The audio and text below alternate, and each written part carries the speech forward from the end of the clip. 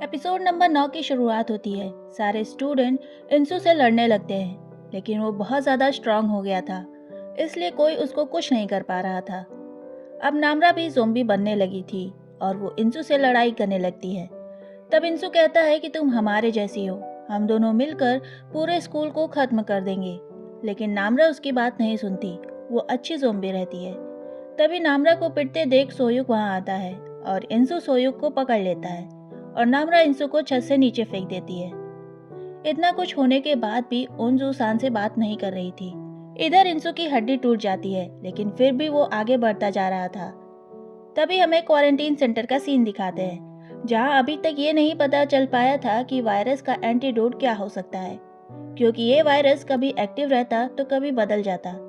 ऐसा वायरस पहली बार पाया गया है, इस वजह से इसे पूरी तरह चेक करने के बाद ही एंटीडोट बनाया जाएगा। तभी सीनियर के पास खबर आती है कि पुलिस इंस्पेक्टर ने एंटीडोट के बारे में बताया है और इंस्पेक्टर बताता है कि एंटीडोट हाइजन स्कूल के साइंस लैब में साइंटिस्ट के लैपटॉप में पड़ा है। तब सीनियर अपनी टीम से पूछता है कि क्या ये बात सच है कि ज़ोंबी बनने की शुरुआत हाइजन स्कूल से ही हुई थी। तब सब कहते हैं कि हाँ।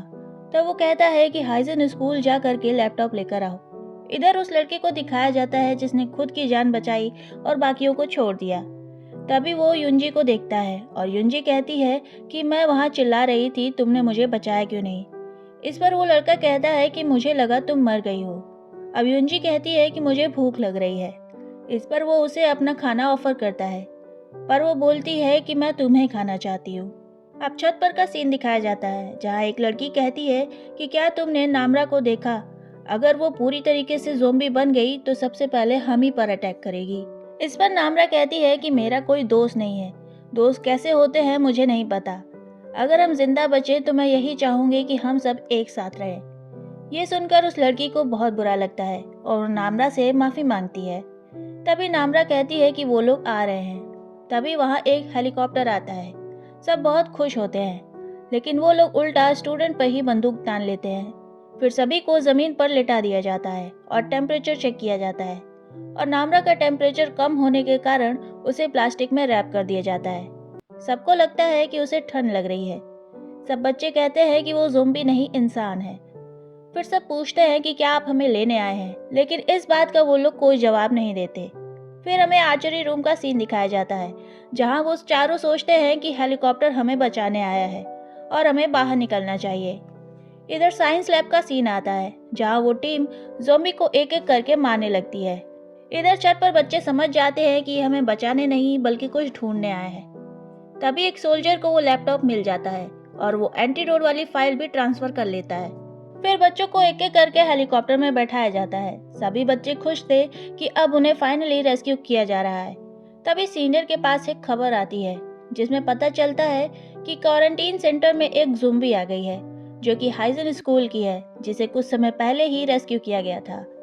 तभी सीनियर को समझ में आ जाता है कि इस वायरस से इन्फेक्टेड लोग देखने में नॉर्मल इंसान लगेंगे, वो ज़ोंबी नहीं लगेंगे। वो सोचता है कि हाइजन स्कूल के बच्चे इन्फेक्टेड हो सकते हैं और अगर वो बच्चे क्वारंटीन में आए तो चीज़ें और बिगड़ जाएंगी। इसलिए कैप्टन बच्चों को रेस्क्यू करने का प्लान कैंसिल कर देते हैं। जिन बच्चों को हेलीकॉप्टर में बैठाया गया था उन्हें भी नीचे उतार दिया जाता है।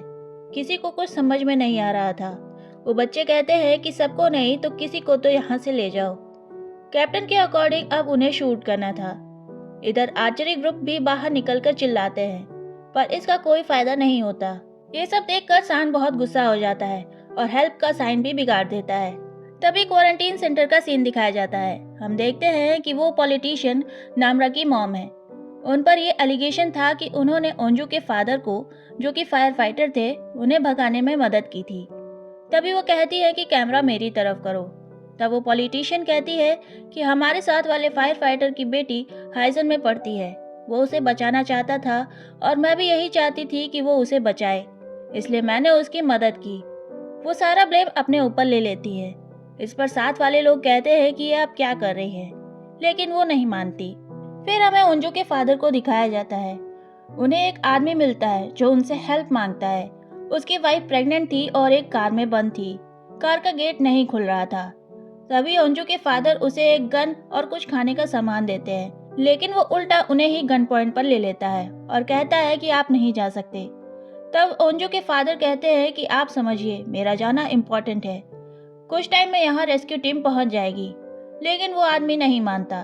फिर मिस्टर ली की डॉक्यूमेंट्री दिखाई जाती है, जहाँ वो कहते हैं कि आज मैं एक साधु के पास गया था और उसने मुझसे कहा कि एक मंत्र जपो और सब कुछ ठीक हो जाएगा। भला कोई मंत्र इस ज़ोंबी को ठीक कर सकता है क्या? मतलब अभी तक मिस्टर ली को एंटीडोट नहीं मिला था। इधर अब ओंजू के फादर भी उस आदमी को अकेले छोड़कर चले जाते हैं।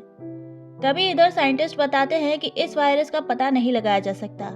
ये ज़ोंबी एकदम नॉर्मल इंसान जैसे है, यानी जब ये एग्रेसिव होते हैं तभी वो ज़ोंबी बनते हैं। इसके पहले ये नॉर्मल रहते हैं। बाद में जिन्हें भी रेस्क्यू किया गया है उन्हें अलग अलग क्वारंटीन किया जाए। तभी हम देखते हैं कि वो लेडी पॉलिटिशियन ने अपना अगला इलेक्शन जीतने के लिए ये सब बातें की थी। इस पर ओंजू के फादर का टीम मेंबर कहता है कि ये समय ये सब करने का नहीं है। इस पर बाकी सब कहते हैं कि वो जो भी कर रही है सही कर रही है, तुम्हारा यहाँ पर कोई काम नहीं है। तब आर्मी वाले लोग आते हैं और कहते हैं कि आप लोगों को दूसरे क्वारंटीन सेंटर में रखा जाएगा। इस पर वो पॉलिटिशियंस आगे आ जाते हैं और कहते हैं कि उन्हें पकड़ने के लिए आपको हमारी डेड बॉडी पर से जाना होगा। फिर वो सोल्जर्स उन्हें पीट देते हैं और अपने साथ लेकर चले जाते हैं। फिर हमें इंस्पेक्टर को दिखाया जाता है जिसने सारी इन्फॉर्मेशन दे दी थी। उसके साथ भी ऐसा ही बर्ताव किया जा रहा था। अब छत का सीन दिखाया जाता है, जहाँ बिजली कड़कने से नामरा के कान में दर्द हो रहा होता है और उसकी तबीयत भी खराब होने लगती है। तभी बारिश होने लगती है। बारिश को देखकर वो सब लोग खुश हो जाते हैं, लेकिन फिर वो रोने लगते हैं। वो सोचते हैं कि उनको अपने आप को जिंदा रखने की इतनी कोशिश का क्या फायदा।